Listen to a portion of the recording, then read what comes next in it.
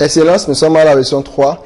Et après avoir vu l'indicateur 1 qui est votre identité, l'indicateur 2 qui parle de votre potentiel, maintenant nous allons passer à l'indicateur 3 qui va parler au fait de votre mode de fonctionnement. Mais avant, nous allons rappeler juste les 4 éléments que nous avons vus au niveau de la leçon 2. Nous avons parlé de la définition du potentiel et nous avons dit que le potentiel, au fait, est une capacité, est une ressource, est une force que le créateur intègre dans le produit afin de lui permettre de facilement devenir son identité, maturité, et ensuite de facilement faire le travail pour lequel le créateur l'a créé.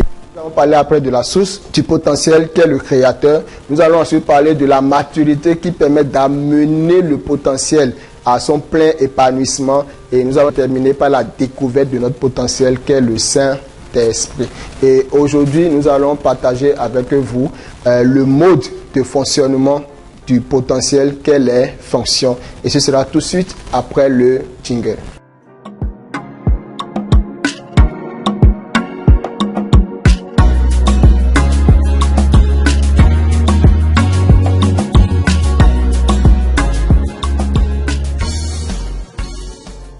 Excellence, prions ensemble. Père de grâce, quelle révélation tu nous donnes, leçon après leçon. Tu as fait en sorte que la vie se trouve en Christ. Et c'est pourquoi lorsque lui-même il est arrivé, il a dit, je suis le chemin, je suis la vérité et je suis la vie. Il n'y a pas un autre chemin pour arriver à la vie.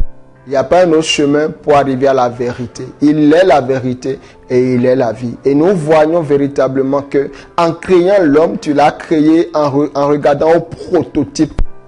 Et chaque homme qui ne revient pas à ce prototype ne se connaît pas. Cet homme est en crise d'identité. Bien qu'il soit sincère, cet homme est en crise d'identité. Et Père, nous prions pour chaque personne répandue sur l'humanité qui ne te connaît pas encore. Que cette plateforme soit une source de bénédiction pour chacun d'eux. Et que mon frère et ma soeur qui est en train de suivre cette formation puisse partager cette bonne nouvelle afin de guérir les âmes et de ramener la plupart des hommes à la connaissance de leur identité et à la connexion à leur potentiel. Maintenant, explique-nous en profondeur, Père, comment tu as prévu que le potentiel de tout produit puisse s'exprimer. Merci de ce que tu le fais et merci de ce que tu nous accompagnes à cette révélation. Dans le nom de Jésus et avec action de grâce, Père, nous t'avons prié. Amen. Alors, bien-aimés, nous allons partager avec vous comment est-ce que le potentiel d'un produit s'exprime. N'oubliez pas, à chaque fois que le créateur veut manifester un produit, il va d'abord l'amener à existence. Donc, au cours de l'existence, les 6 indicateurs dont nous sommes en train de parler sont paramétrés pendant l'existence. Donc, c'est pendant ce temps que le créateur va identifier le travail du produit. C'est pendant ce temps que le créateur va identifier l'identité du produit. C'est pendant ce temps que le créateur va identifier le potentiel du produit et qui va commencer par penser à comment est-ce que ce potentiel va s'exprimer. Je vais prendre un premier exemple pour vous expliquer. Dieu a créé un produit qu'on appelle oiseau. Et donc, le travail associé à ce produit, c'est voler. C'est le but.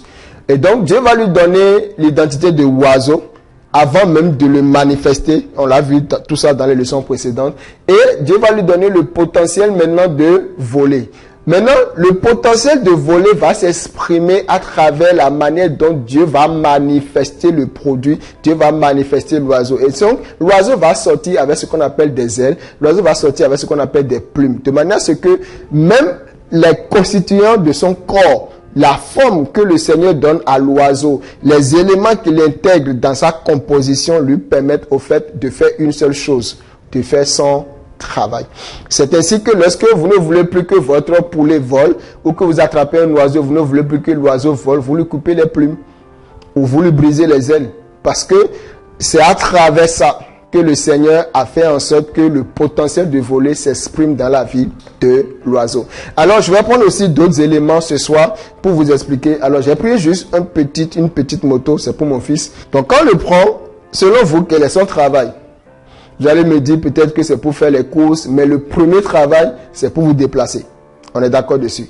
Donc, Pour pouvoir vous déplacer, qui est son travail, Dieu va lui donner une identité qui est la moto. Et ensuite, où le créateur va lui donner une identité qui est la moto, ça peut prendre le nom que vous connaissez ou le nom que le créateur va lui donner. On a déjà vu que la source de l'identité vient du créateur. Et ensuite, pour pouvoir vous faire déplacer, cette moto a besoin de plusieurs choses. Donc, le créateur va commencer par dire, comment je vais faire pour que le potentiel, c'est-à-dire la capacité à facilement développer l'homme, soit intégré dans ce produit.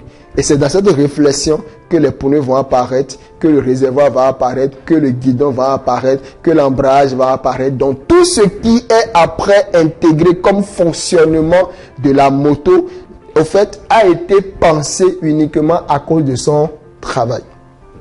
Je prends encore un autre exemple que cette caméra-ci. Ok, donc c'est pour faire des photos. Aussi pour faire des vidéos des fois et pour faire plusieurs choses. Donc la capacité à zoomer, la capacité à s'allumer, la capacité à flasher, là, la capacité à voir, tout cela, ce n'est pas vous qui y avez pensé, n'est-ce pas? Qui y a pensé, c'est celui qui a créé ce appareil, cette caméra, celui qui lui a donné le nom et c'est lui qui définit la manière dont il va fonctionner et la manière dont il va fonctionner, dont il va exister, dont il va se révéler, au fait, est donné par le créateur en fonction de quoi? Toujours en fonction de son travail. Donc vous voyez, que soit ce produit, ce n'est pas quand il est créé qu'il va chercher son travail. Son travail est le but ou la source de son existence. Il existe à cause de son travail et il est manifesté pour accomplir son travail. Donc, c'est des choses que nous devons maintenant comprendre et garder.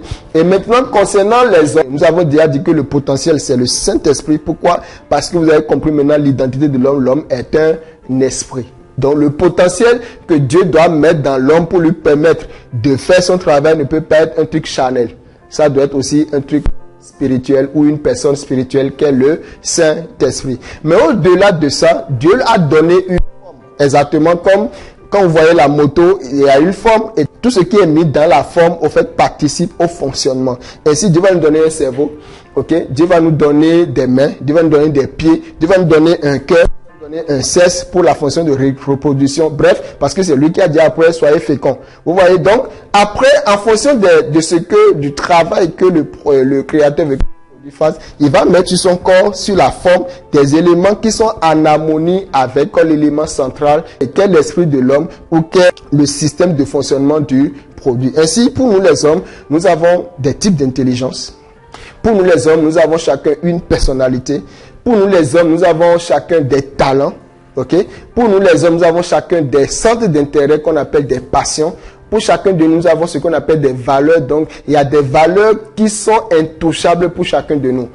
Il y a certaines personnes, si tu n'es pas une personne intègre, ils ne peuvent pas fonctionner avec toi. Il y a d'autres personnes, si tu n'es pas une personne qui rit, ou qui fait rire les gens, ils ne sont pas à l'aise avec toi. Donc, chacun de nous, il y a des choses qui sont importantes pour nous, que nous pouvons mettre dans les valeurs. Ensuite, il a mis en nous ce qu'on appelle un caractère et il a mis en nous un style de comportement et de communication.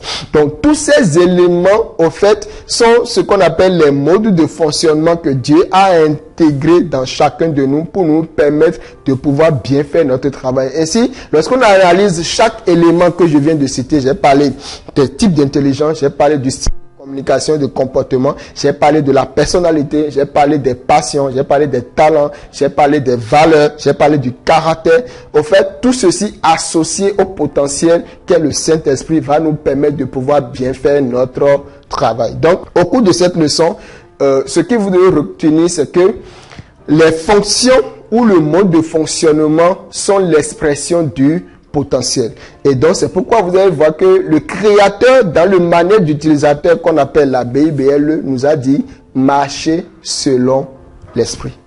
Fonctionner selon le potentiel. Donc, les fonctions sont censés exprimer le potentiel. C'est pourquoi nous-mêmes, nous ne pouvons pas marcher comme nous voulons. Nous devons marcher selon l'esprit afin de ne pas accomplir quoi? Les désirs de la chair. Parce qu'au commencement, la chair n'était pas activée. C'est après le péché que la Bible dit que Dieu a condamné le péché dans la chair. Donc les êtres charnels sont des êtres qui n'arrivent pas à se débarrasser du péché, qui n'arrivent pas à dominer sur le péché. Mais ceux qui acceptent de fonctionner dans leur plein potentiel, ils arrivent à maturité et c'est eux seulement qui arrivent à marcher selon l'esprit et n'accomplissent plus les désirs de la chair. Et la Bible va plus loin, il dit, ceux qui appartiennent à Jésus-Christ ont crucifié la chair. Et vous savez, quand on dit ceux qui appartiennent à Jésus-Christ, nous sommes déjà dans la dimension de l'épouse. Parce que la Bible dit aussi quelque part, celui à qui appartient l'épouse, c'est l'époux. Ok, donc on dit, ceux qui appartiennent à Jésus-Christ, nous sommes en train de rentrer dans la dimension de l'épouse, c'est ceux qui marchent selon l'esprit. Dans ce module, à la fin, nous vous permettrons de faire déjà 3 tests pour pouvoir savoir quels sont vos types d'intelligence, quel est votre style de communication et de comportement, ce que Dieu a mis en vous. Et nous allons finir par le 3e test, qui est un test sur la personnalité. Et vous aurez les résultats de ça à l'étape 2. Vous aurez une consultation sommaire avec des consultants CNG qui vont vous aider à faire la synthèse de tout ça et vous donner déjà plus ou moins une orientation sommaire par rapport à votre travail. L'emploi demande les diplômes, mais le travail demande ce que Dieu a mis en vous. Et c'est ce que nous allons voir. Et nous sommes arrivés à la fin de cette 3e leçon. Et je crois que comme moi, vous avez été bénis par la profondeur. Et je crois que les 3 tests que nous ferons à la fin du module vous aideront déjà à voir un peu plus ou moins clair sur là où vous devez aller et ce que vous devez faire. D'ici là, tenez-vous bien et que Dieu vous bénisse. Et à la leçon 4 maintenant, nous allons partager avec vous les principes de la réussite. Ok? Parce que l'identité, le potentiel permet de devenir et le potentiel permet de faire à travers les fonctions. Maintenant, pour garantir le bon fonctionnement, il faut obéir aux principes. Et c'est ce que nous allons voir dans la leçon 4, vos principes et vos interdits pour réussir votre travail. Merci de nous avoir entendus, de nous avoir écoutés. Merci pour ce temps que vous accordez à cette information. Et merci déjà pour la transformation qui a commencé dans votre vie et l'information que vous partagez autour de vous. Nous nous rejoignons tout de suite dès que vous cliquez sur la leçon 4 pour pouvoir en voir la profondeur de cette leçon. Merci.